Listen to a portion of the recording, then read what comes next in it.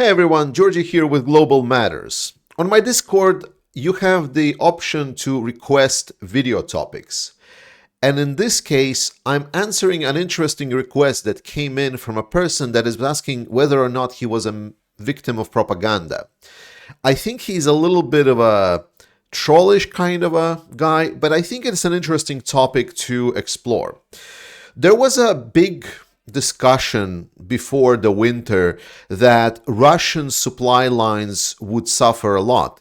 This was in the hindsight around the time when HIMARS were striking the hardest on established Russian delivery lines, and Russians were struggling to adapt because a lot of their logistics back then were centered around stockpiling huge resource piles and then redistribute them by local vehicles. And to adapt, Russia would need to move them backwards and have longer supply chains.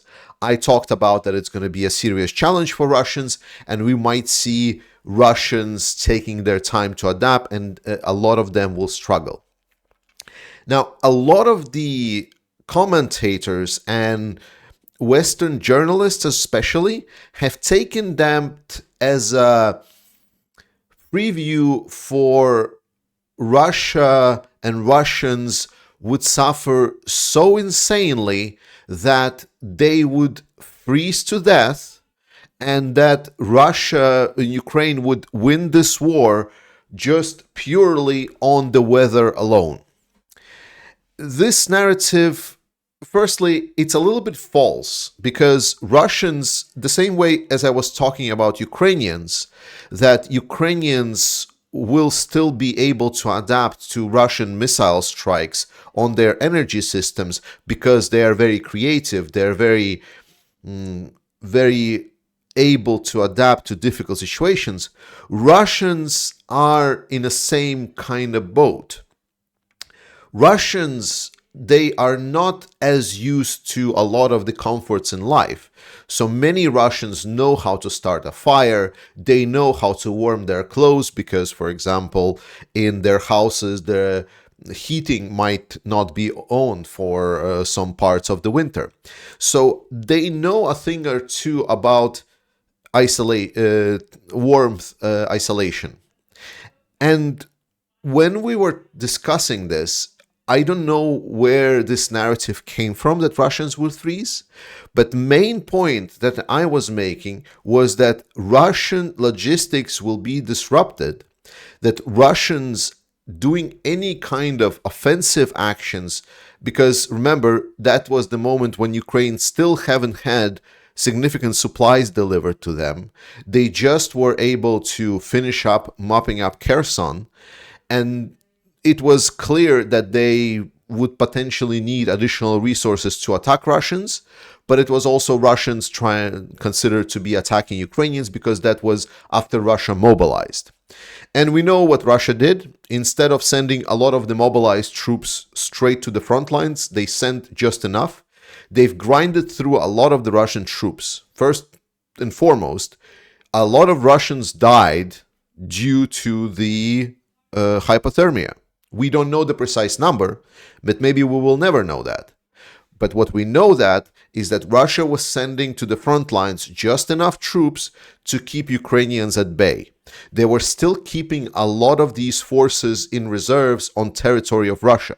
If you remember, well, a couple of steps back, you'll remember that Russia was keeping some of the troops and training them additionally while keeping them on the territory of Russia. And the troops on the front line, they were mostly churned out. So even the depleted logistics were able to somehow sustain these troops despite them both dying and being malnutrition, being in a really tough spot. So no, if you take off the propagandic narrative that Russians would just all freeze to death and Ukraine would just walk over the Russian bodies, then you understand that yeah, Russia didn't have the logistics to do any kind of offensive operation, and the only way of holding up Ukrainian small forces and resource deficit that Ukrainians are having at that moment was to just send in untrained mobbies wave after wave after wave. And that's exactly what we saw happening. Then the second part of the question, the second part of this answer is to deal with the same reason that in EU we were able to get rid of the Russian dependency on gas. It was the warmest winter years. Have we all forgotten this?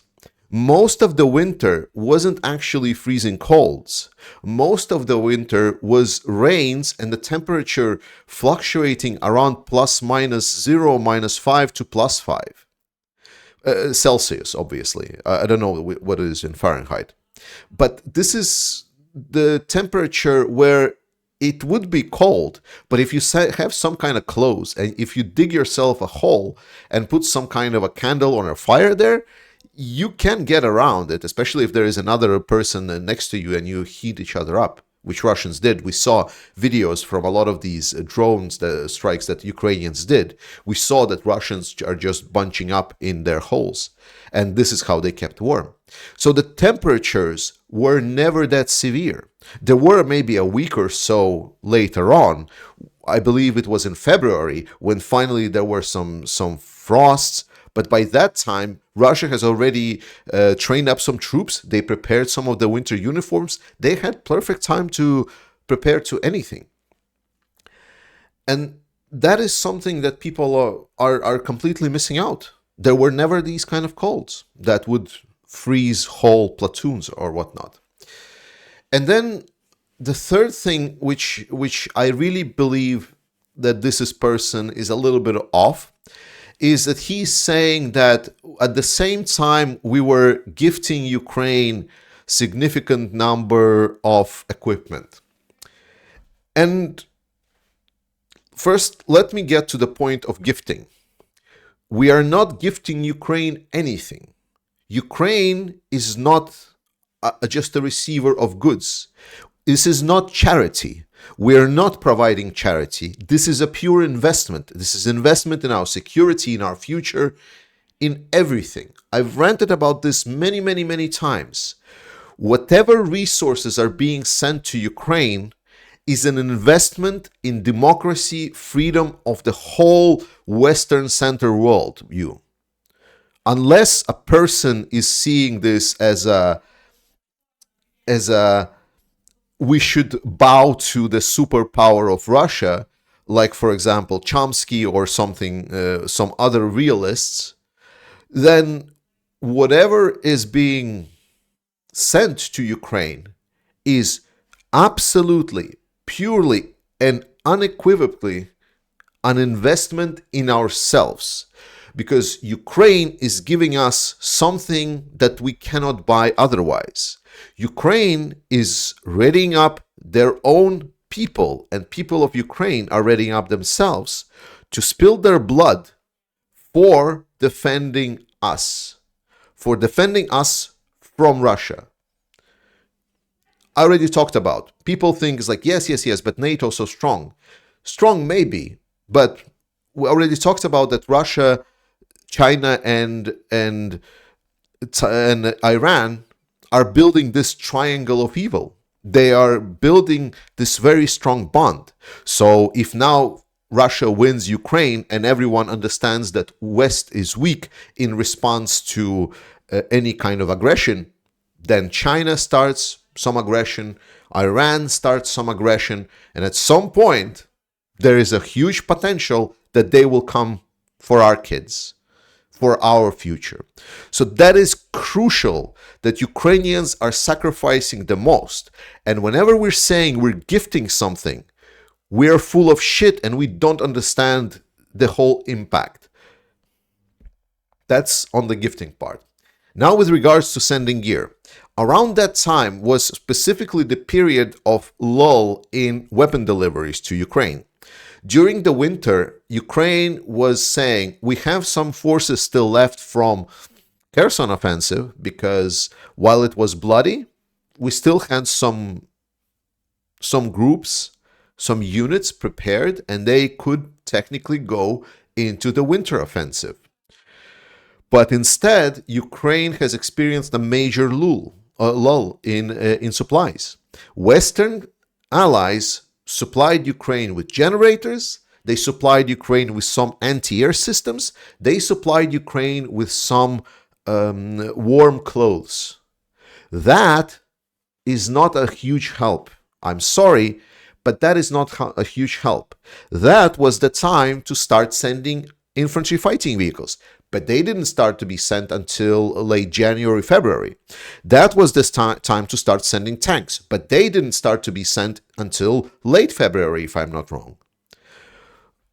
At least announced, even. So when you are saying that Western powers have provided a lot to Ukraine, you are completely dismissing the whole West didn't send a lot to Ukraine at all during that period. And that the only decisions that came through only came through when it was clear that Ukraine can prepare for some kind of offensive actions around Russia during the spring. And that's a whole another topic for discussion, because Russia went on the offensive when in February the ground froze. It doesn't matter. To sum up, this is something that I've noticed from time to time, is that people listen to the words that I'm saying and points that I'm making, and then either misunderstanding them or twisting them, saying, I think you're right, but, and then giving something that is absolutely contrary to whatever I've said. This is fine. We have our own opinion. What I am saying is that people then come with this misrepresented opinions and asking, well, how was I wrong? How did this happen? Well, because Russians. Listen what I'm saying, and then there will not be any issues. In any case, Ukraine right now is finally getting the equipment it needs. My problem is right now that Ukraine is not getting more. We are again in the same kind of lull that we had last winter. We are again, probably in half a year, someone will appear and say to me, hey, Georgie, why don't Ukraine go on another winter offensive? And I say, well, why Ukraine needed to wait for 30 Abrams through the whole summer, and there were not sent 90, 100, 190, 290 more? Why? Why is it that for training of F-16 pilots, we're training 6 pilots until the summer next year? Why? Why is it not 16? Why is it not 60 pilots we're training? Everything is slow. We are too slow. And by we, I mean the Western powers and everything else. Ukraine is living in a whole another tempo than us. And while we want Ukraine to win, and while we're expecting Russians to also have their own problems, what is important is capitalization on those problems. Because what problem for army does is creates a window of opportunity. So when in winter Russians were freezing in their holes, they were having troubles warming themselves up. They were not ready for any kind of offensive actions. If Ukraine would have cluster munitions back then potentially there will not be any Russians surviving that winter. You understand what I'm saying? To capitalize on enemies' mistakes, you need resources to do so. If resources are just being paused for half a year until some kind of new discussions start, that is not good enough on our part. And as we already discussed, that is investment in our own safe future. So I want that investment to pay off bigly. Thank you so much for watching this, guys.